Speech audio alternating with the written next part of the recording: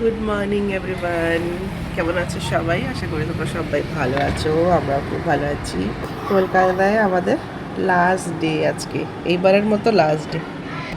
সকাল সকাল এখানে দুধের লোকজন এখানে দাঁড়িয়ে আছে, সবাই নিজের নিজের কাজ করছে। চলো।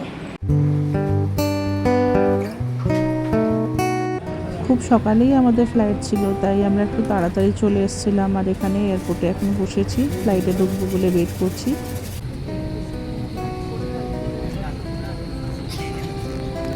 ছেলে কি হবে?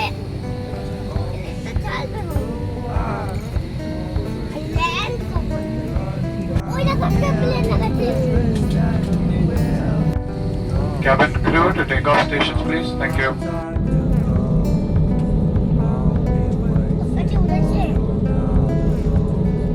এবার সময় হয়েছে ফ্লাইট টেক অফ করার। আর কিছুক্ষণ ট্রাভেল করে আমরা পৌঁছে যাব হচ্ছে ব্যাঙ্গালোর। এবার তোমাদের সাথে মনের কিছু কথা শেয়ার করছি। তোমাদেরকে তো আমি বলেছি যে আমি প্রবাসী বাঙালি, আমার বাড়ি উড়িষ্যায়। বিয়ের আগেও কলকাতায় এসেছি বাবার সঙ্গে, তখন আবার ইন্টারভিউ দিতে এসেছি, বা কখনো কম্পিটিটিভ পরীক্ষা দিতে এসেছি, বা কখনো কিছু কোর্স করতে এসেছি। তখন সিটিটাকে এত ভালো করে জানার সময় ছিল না। কিন্তু বিয়ের পর যখন আমার নতুন ঠিকানা হয় এই শহরটি, এই শহরের ব্যাপারে অনেক কিছু জানতে পারি। থ্যাঙ্কস টু অনুপম, সে আমাকে হাত ধরে ধরে অনেক জায়গা ঘুরিয়েছে, অনেক জায়গার ব্যাপারে অনেক কিছু শিখিয়েছে, বুঝিয়েছে। তো এই সিটির জন্য আমার মনে একটা অন্যরকম মায়া তৈরি হয়েছে, একটা অন্যরকম ভালোবাসা বলতে পারো। এবার যখন পুজোর ছুটি বা অন্যান্য ছুটিতে আসি, কিছুদিন থাকি আর ফিরে যাই, তখন মনটা কীরম কীরম করে, মনে হয় যেন না কিছু একটা খালি খালি জায়গা থেকে যাচ্ছে মনের মধ্যে।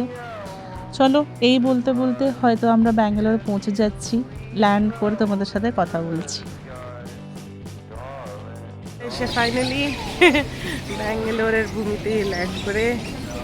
এটা হচ্ছে এয়ারপোর্ট।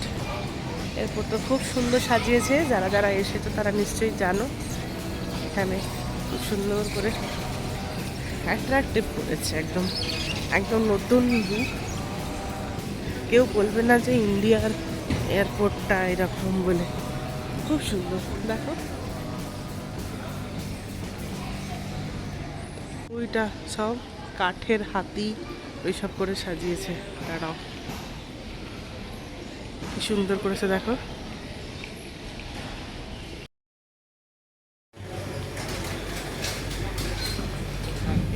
দেখো কি সুন্দর একটা কফি আর মাগ, তার একটা ডিজাইন করেছে। এগুলো সত্যি করে কফি পাউডারগুলোকে ছড়িয়ে রেখেছে।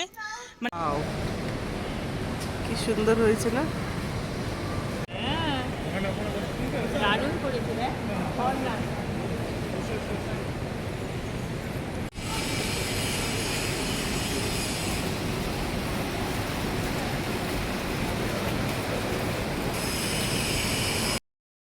ফাইনালি এসে আমরা পৌঁছে গেলাম। দরজা খুলে দেখি বাড়ি ঘরদোর কী অবস্থা।